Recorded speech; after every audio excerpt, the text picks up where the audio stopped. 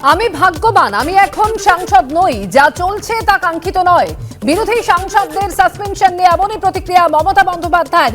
ইতিমধ্যে আপনারা জানেন যে আরো 33 জন সাংসদকে সাসপেন্ড করা হয়েছে শীতকালীন অধিবেশনের জন্য, যার মধ্যে তৃণমূলের বেশ কয়েকজন সাংসদ রয়েছেন। আর এই সাসপেনশন নিয়ে এমনই প্রতিক্রিয়া মমতা বন্দ্যোপাধ্যায়। তিনি বলছেন যে আমি ভাগ্যবান, আমি এখন সাংসদ নই, যা চলছে তা কাঙ্ক্ষিত নয়।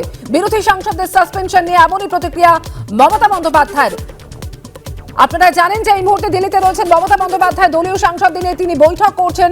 আগামীকাল ইন্ডিয়া জোটের বৈঠক রয়েছে এবং পরশুদিন অর্থাৎ বুধবার প্রধানমন্ত্রীর সঙ্গে দেখা করবেন মমতা বন্দ্যোপাধ্যায়, বৈঠক করবেন তিনি। এবং তার আগে যেভাবে তৃণমূল সাংসদদের সাসপেন্ড করা হলো, সেই নিয়ে মমতা বন্দ্যোপাধ্যায়ের প্রতিক্রিয়া যে আমি ভাগ্যবান, আমি এখন সাংসদ নই, যা চলছে তা কাঙ্ক্ষিত নয়। বিরোধী সাংসদদের সাসপেনশন নিয়ে এমনই প্রতিক্রিয়া দিলেন মমতা বন্দ্যোপাধ্যায়। তৃণমূলের মোট 9 জন সাংসদকে সাসপেন্ড করা হয়েছে শীতকালীন অধিবেশনের জন্য। आज की सरकार तानाशाही की चरम शिखर पर पहुंच गए हैं।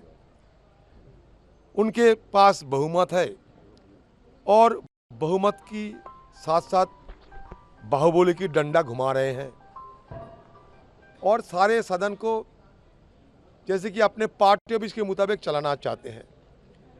सदन आरएसएस और बीजेपी के तो पार्टी ऑफिस नहीं बन सकते, तो इसलिए चर्चा करने के लिए मुखर थे हम लोग।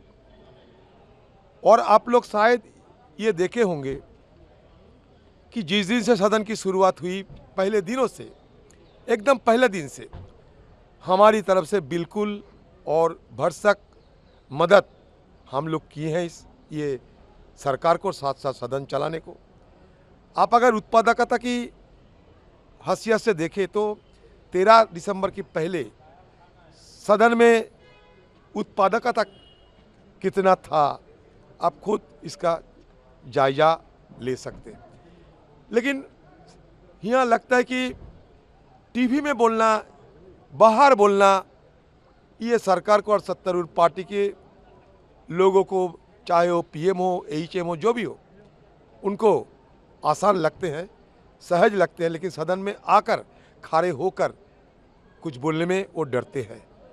इसलिए उनको ये लगा कि बहुमत की बाहुबली को डंडा घुमा के सबको ठंडा कर देंगे, विपक्ष की जुबान को बंद कर देंगे, तो इसलिए वो ये करके दिखाया। সংসদ ভবনে গণতন্ত্রকে হত্যা করে চলেছে ভারতীয় জনতা পার্টি। সংসদ ভবনে গণতন্ত্রকে, সংসদীয় গণতন্ত্রকে হত্যা করে চলেছে এই ভারতীয় জনতা পার্টি। যে হামলা হয়েছিল সংসদে, তার পাস সই করেছিলেন, দুষ্কৃতীদের পাসটা সই করেছিলেন বিজেপির এমপি প্রতাপ সিম্বা। তাকে এখনো অ্যারেস্ট করা হলো না, তাকে এক্সপেল করা হলো না, তার বিরুদ্ধে কোনো রকম শাস্তিমূলক ব্যবস্থা হলো না। অথচ এক ঝাঁক তৃণমূল কংগ্রেসের সাংসদ সহ, কংগ্রেস সহ বিরোধীদের ঝাঁকে ঝাঁকে সাংসদ যারা প্রশ্ন তুলছেন তাদের সাসপেন্ড করে দেয়া হচ্ছে।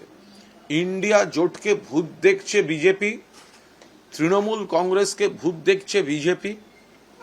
যার পাশে যে এই দুষ্কৃতীদের ঢোকালো, সেই বিজেপির এমপির বিরুদ্ধে ব্যবস্থা হচ্ছে না। যারা নিরাপত্তা নিয়ে প্রশ্ন তুলছেন, তারা প্রশ্ন তুললে তাদেরকে সংসদ থেকে বার করে দেয়া হচ্ছে। এটা কোন দেশের গণতন্ত্র?